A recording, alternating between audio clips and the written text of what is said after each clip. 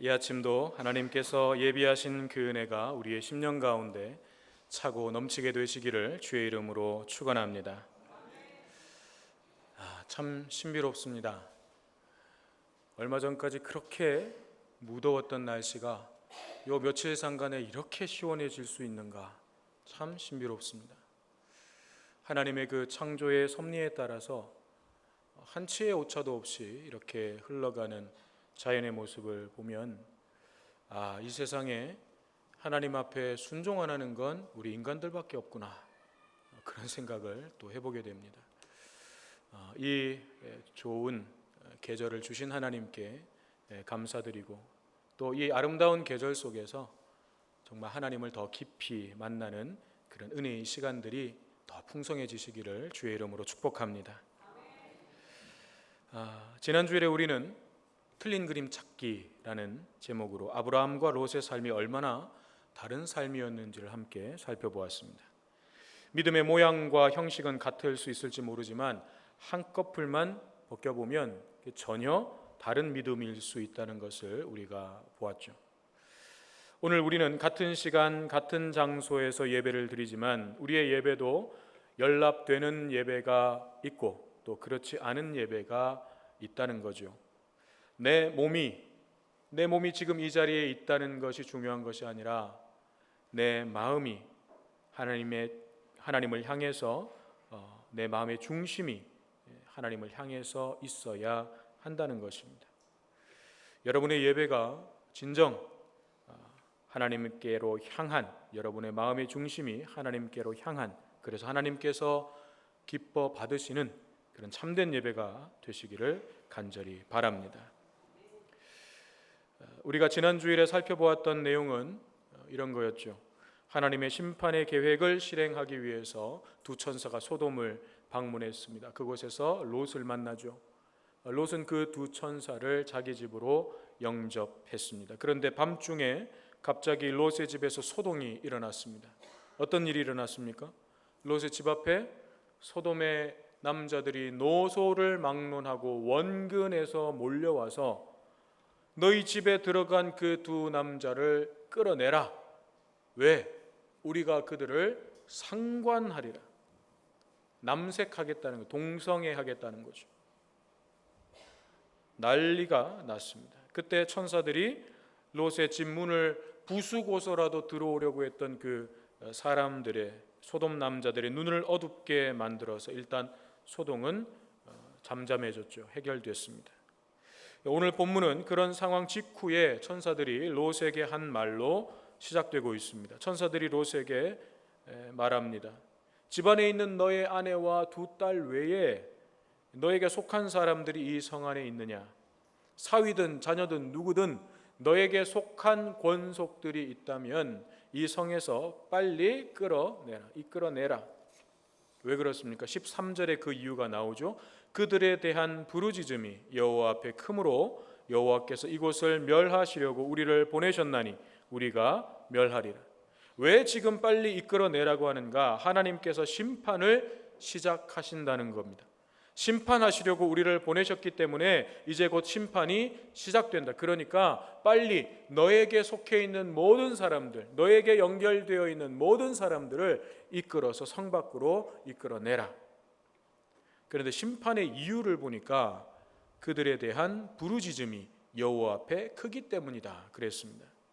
이 말을 히브리어 원문을 그대로 번역하면 그들에 대한 부르짖음이 아니라 그들의 부르짖음입니다. 그러면 그들의 부르짖음은 무엇을 의미하는 것인가? 부르짖음에 대한 이 히브리 말은 두 가지 뜻이 있습니다. 첫째는 원성이라는 뜻이에요. 원성. 그러니까 압제당하는 자, 고통받는 자들의 원성이 하늘에 울려 퍼졌다는 것입니다. 그래서 하나님께서 심판하신다는 의미가 됩니다. 그러니까 즉 소돔성에서 횡포를 부리는 사람들에 의해서 억압받고 고통받는 자들의 원성이 하늘에 사무쳐서 하나님께서 심판하신다, 이렇게 이해할 수 있습니다. 그런데 실제로 하나님의 심판이 시작됐을 때, 소돔에 하나님의 심판이 내려졌을 때에 롯의 식구 외에는 그곳에서 구원받은 사람이 아무도 없습니다. 하나님께서 압제당하는 사람들의 원성 때문에 그 성을 심판하셨으면 압제당하는 자들은 지켜주시고 구원해 주셔야 되잖아요. 그런데 하나님께서 심판하실 때 한 사람도 구원을 받지 못했다고 하는 것은 그 부르짖음의 소리가 원성의 소리는 아니었다는 것입니다. 그렇다면 우리는 두 번째 의미에 주목해야 됩니다. 이 부르짖음이라고 하는 단어의 두 번째 의미는 죄와 악이 가득한 추잡한 소리라는 뜻입니다. 바꿔 말하면 광란의 소리입니다. 죄와 악이 가득한 추잡한 소리, 광란의 소리, 이게 부르짖음의 두 번째 의미입니다. 소돔에서 죄 짓는 소리가 하늘을 울렸다는 거예요. 죄 짓는 소리가 하늘에 울렸다는 것입니다. 이와 비슷한 표현이 창세기 4장에 나오는데 창세기 4장의 내용이 뭐죠? 가인과 아벨의 이야기입니다. 가인이 아벨을 죽입니다. 아무도 없는 들판에서 자기 동생 아벨을 죽였습니다. 그런데 하나님께서 가인에게 창세기 4장 10절에서 이렇게 말씀하십니다. 이르시되 네가 무엇을 하였느냐? 내 아우의 핏소리가 땅에서부터 내게 호소하느니라. 내 아우 아벨의 핏소리가 땅에서부터 내게 호소하느니라. 가인이 지은 그 죄의 소리가 하나님께 들렸다는 거예요. 가인의 죄로 말미암아 피 흘린 그 아벨의 피가 하나님께 부르짖었다는 것입니다. 그러므로 오늘 본문의 소돔 사람들이 소리를 막 질러대면서 막 큰 소리로 떠들면서 그렇게 죄를 지었든지 아니면 아주 은밀하게 아무도 모르게 죄를 지었든지 간에 그 죄의 소리가 어떻게 된다는 거예요? 하늘에 울려 퍼졌다는 것입니다. 그 소돔 성 안에 가득 차 있었던 그 죄악의 소리가, 그 죄악의 추잡한 소리가 하늘에 울렸다는 거예요.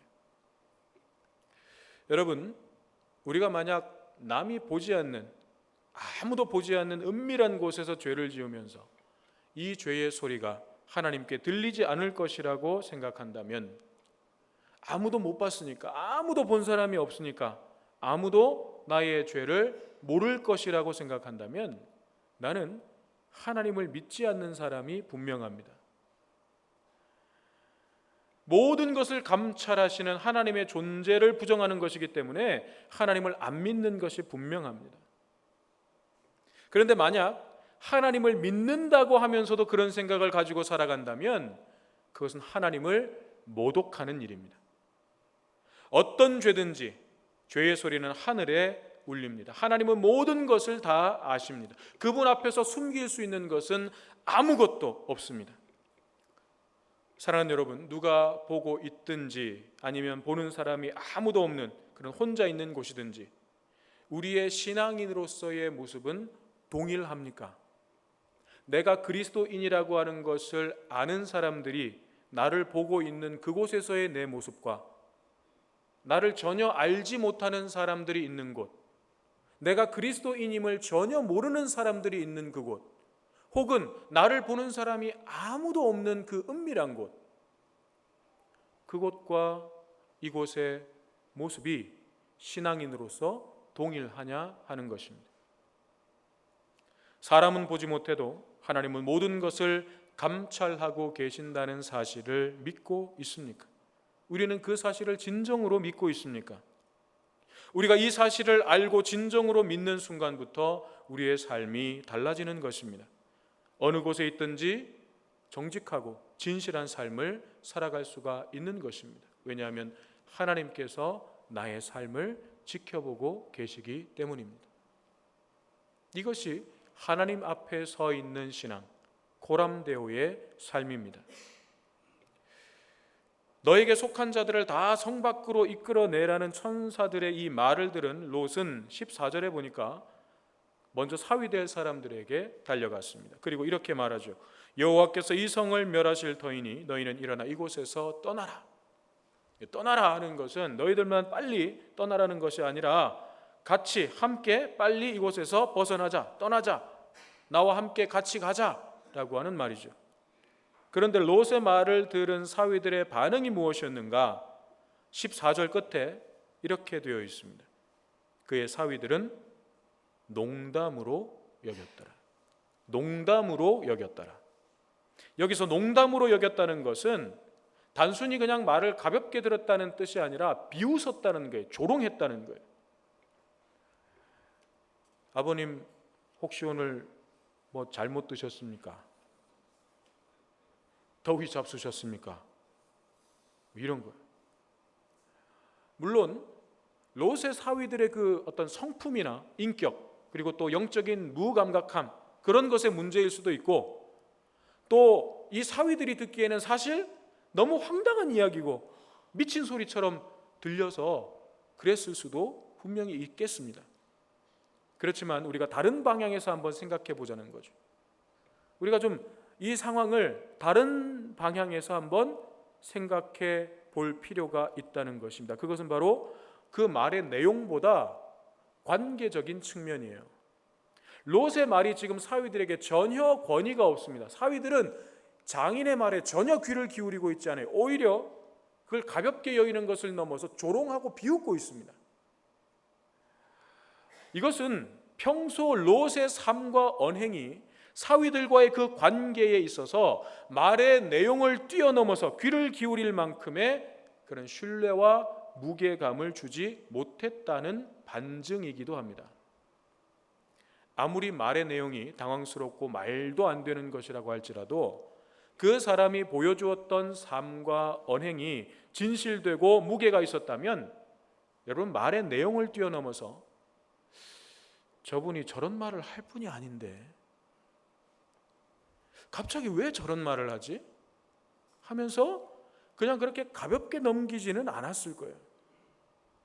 여러분들이 정말 신뢰하고 평소에도 정말 그분의 말과 삶을 참 본받고 싶은 그런 분이 어느 날 갑자기 여러분들에게 좀 황당한 소리를 해요.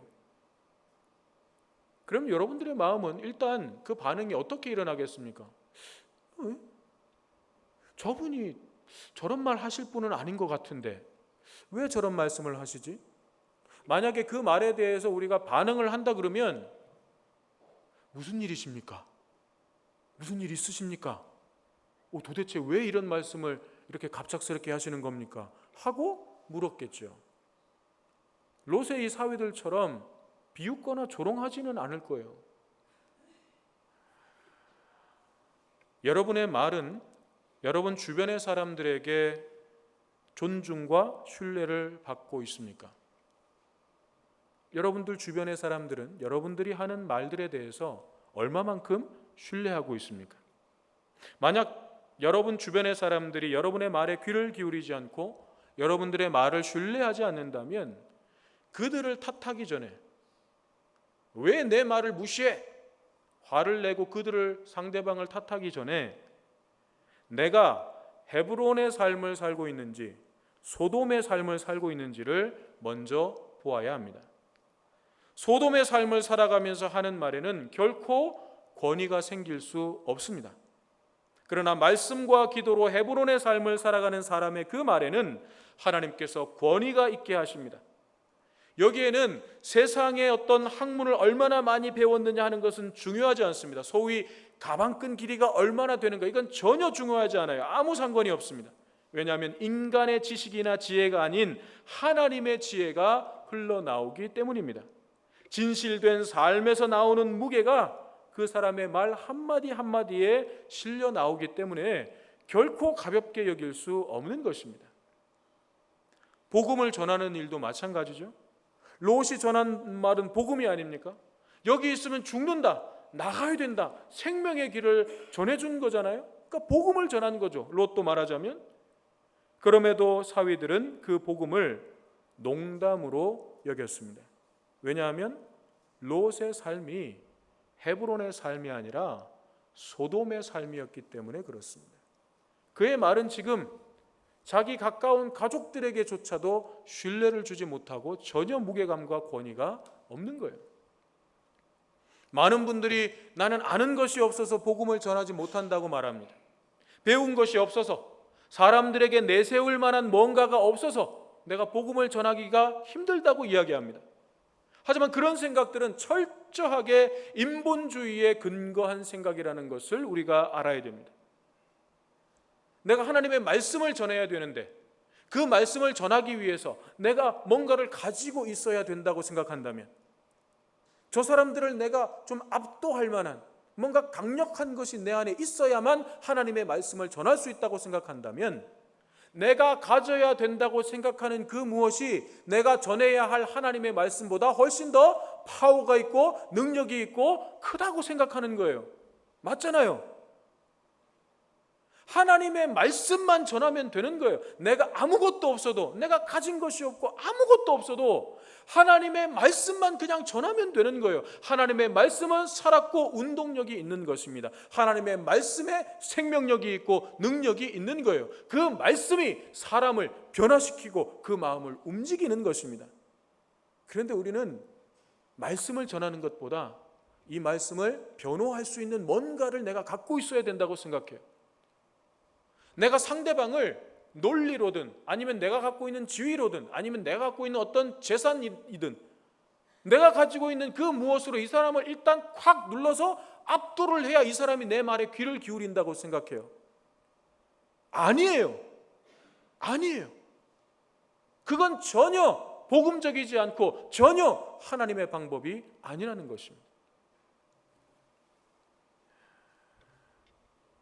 내가 세상적인 지식이 짧고 사회적인 지위도 없고 아무 내세울 만한 것이 없는 사람이라 할지라도 내가 진정 헤브론의 삶을 살아간다면, 내가 복음을 전할 때 유창한 말로 하지 못해도, 말도 어눌하고 해박한 지식과 논리를 가지고 전하지 못해도, 상대방을 압도할 수 있는 그 무엇이 하나도 없이 전한다고 해도 내가 전하는 복음은 파워가 있는 것입니다. 능력이 있는 것입니다. 권세가 나타나는 것입니다. 사람의 마음을 움직이는 능력이 나타나는 것입니다. 왜냐하면 내가 말하는 한마디 한마디가 하나님의 지혜의 말씀, 능력의 말씀이 되어서 성령의 역사가 그곳에 일어나기 때문입니다.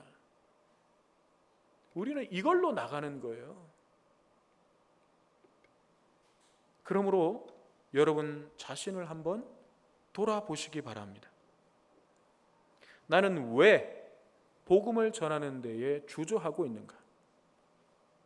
나는 왜 입을 열어서 내가 믿는 하나님에 대해서, 내가 믿는 예수님에 대해서 왜 증거하고 전하지 못하고 있는가? 왜 이 일이 내게 이처럼 부담스러운 일이 되었는가? 여러분의 지식과 경험과 상대방을 압도해서 굴복시킬 그 무엇이 없기 때문이라고 생각한다면 아닙니다. 아니에요. 전혀 아니에요. 그게 없어서가 아니고 여러분의 삶에 헤브론의 삶이 없기 때문에 그런 거예요. 여러분의 삶이 헤브론의 삶이 아니라 소돔의 삶에 치우쳐 있기 때문에 그런 것입니다. 그래서 나 스스로조차도 말씀을 확신을 못해요. 내가 받은 구원을 확신을 못해요. 그러니까 당연히 못 전하는 거죠. 머리로는 아는데 내 가슴으로 진정 하나님의 말씀을 믿지 못하고 있는 거예요. 그런데 이걸 인정을 못해요. 나는 믿고 있다고 생각하는 거예요. 온 마음을 다해서 나는 믿고 있다고 생각하는 거예요.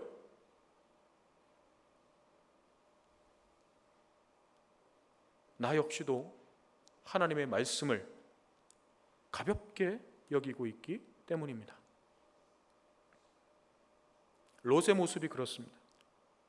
15절을 보니까 천사가 롯을 재촉하고 있습니다. 왜 재촉했을까요? 16절을 한번 보십시오. 16절에 뭐라고 되어 있는가? 그러나 롯이 지체하매. 천사들이 재촉하는데 롯은 지금 지체하고 있는 거예요. 머뭇거리고 미적거리고 있는 거예요. 이제 곧 해가 뜨면 하나님의 심판이 시작될 것이고 그렇게 되면 다 죽게 될 판인데 롯이 지금 미적미적하고 있으니까 천사들이 막 재촉을 하는 것입니다. 너 잘못하면 여기 있다가 함께 망한다, 죽는다, 빨리 가족들 데리고 떠나야 된다, 성 밖으로 나가야 된다, 계속 재촉하는데 롯은 머뭇거리고 있는 거예요. 미적거리고 있는 거예요. 얼마나 답답할 노릇입니까? 그런데 이것은 다시 말하면 롯의 말을 가볍게 여기고 농담으로 여겼던 그 사위들처럼 롯 역시도 천사들을 통해서 지금 전해주시는 그 하나님의 말씀을 마음으로 온전히 받아들이지는 않고 있다는 거예요. 만약에 롯이 곧 하나님께서 이 소돔을 심판하시고 멸망시키시겠다고 하는 그 말씀을 진심으로 신뢰하고 믿었다면 롯은 절대로 지체할 수가 없습니다. 하나님께서 곧 이 성을 심판하시고 이 성이 완전히 멸망할 것이라는 것을 그의 마음으로 믿었다면, 그가 진정으로 그 하나님의 말씀을 믿었다면 그는 결코 지체할 수가 없어요. 머뭇거릴 시간이 없어요.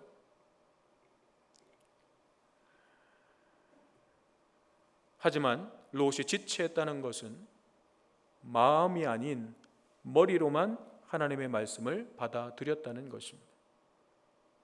롯이 천사들의 그 말을 머리로만 받아들였다는 거예요. 사위들은 사실 머리로도 이해를 못했죠. 하지만 롯은 머리로는 이해를 했어요.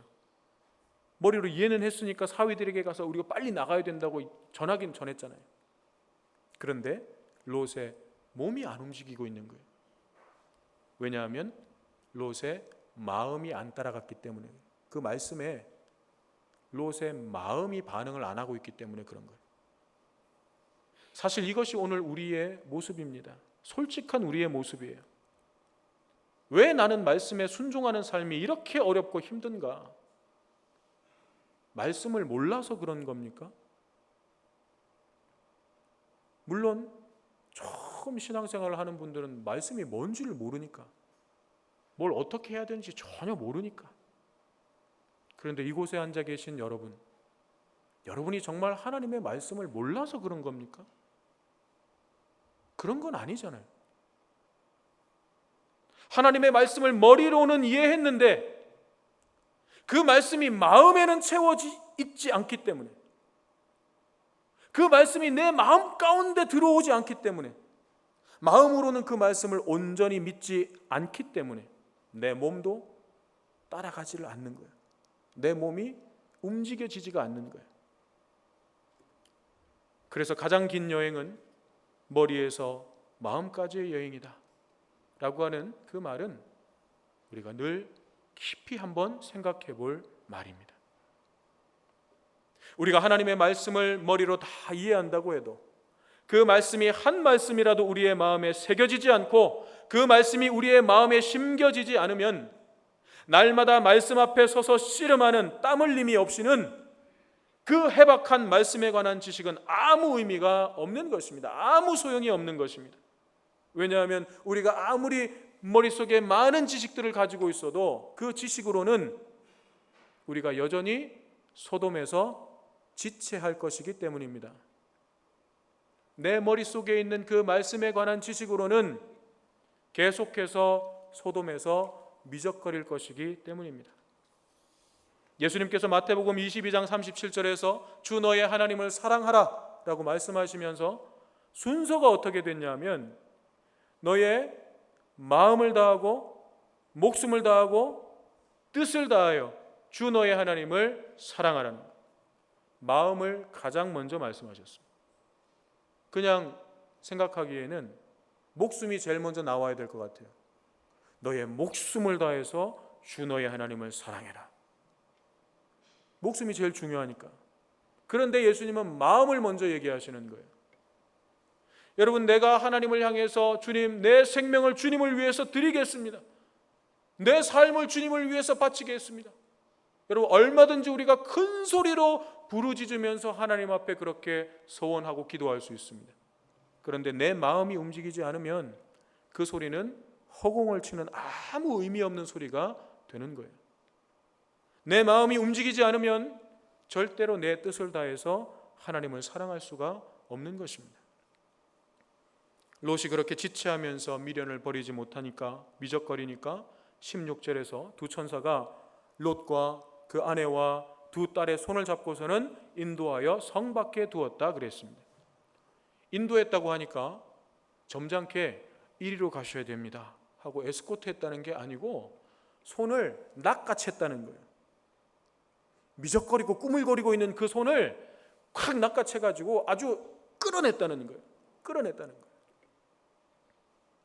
그리고 성경은 이것을 하나님께서 롯에게 자비를 더하셨기 때문이다 라고 말씀합니다. 자비를 더하셨다는 것은 어제보다 좀 더 오늘 얹어주셨다 그런 뜻이 아니라 하나님의 자비가 여전히 롯 위에 머물러 계셨다라고 하는 뜻입니다. 아브라함도 하나님의 자비를 얻은 사람이고 롯도 하나님의 자비를 얻은 사람입니다. 하지만 아브라함은 깨달을 때마다 하나님께서 깨닫게 해 주실 때마다 자발적으로 그 길을 걸어가는 사람이었고 롯은 깨닫고도 억지로 끌려나간 사람입니다. 우리도 다 하나님의 자비를 얻은 사람들입니다. 그렇지 않고서야 우리가 어떻게 구원받은 하나님의 자녀로 이 자리에 앉아 있을 수 있겠습니까? 하지만 이 믿음의 길을 어떤 사람들은 자발적으로 걸어가는가 하면 어떤 사람들은 억지로 끌려가는 사람이 있습니다. 나는 어느 쪽에 서 있습니까? 십자가의 은혜와 사랑에 감격하면서 기쁨과 감사함으로 걸어가고 있습니까? 아니면 체면이나 습관, 의무감에 사로잡혀서 억지로 끌려가고 있습니까? 나는 하나님의 말씀을 어떤 무게로 받아들이고 있습니까? 그리고 그 말씀에 어떻게 반응하고 있습니까? 우리의 마음의 중심에 하나님의 말씀이 있고 우리의 삶의 중심에 기도가 있기를 간절히 소망합니다. 그래서 하나님의 말씀을 가벼이 듣지 않으며 그 말씀에 지체하지 않고 민첩하게 움직이는 헤브론의 삶이 우리의 삶 가운데 이루어지게 되기를 바랍니다. 머리로만 이해하는 믿음이 아니라 마음이 움직이는 참된 믿음으로 생명과 구원의 역사에 쓰임받는 우리 모두가 되기를 주님의 이름으로 축원합니다. 오늘 주시는 말씀 우리의 마음에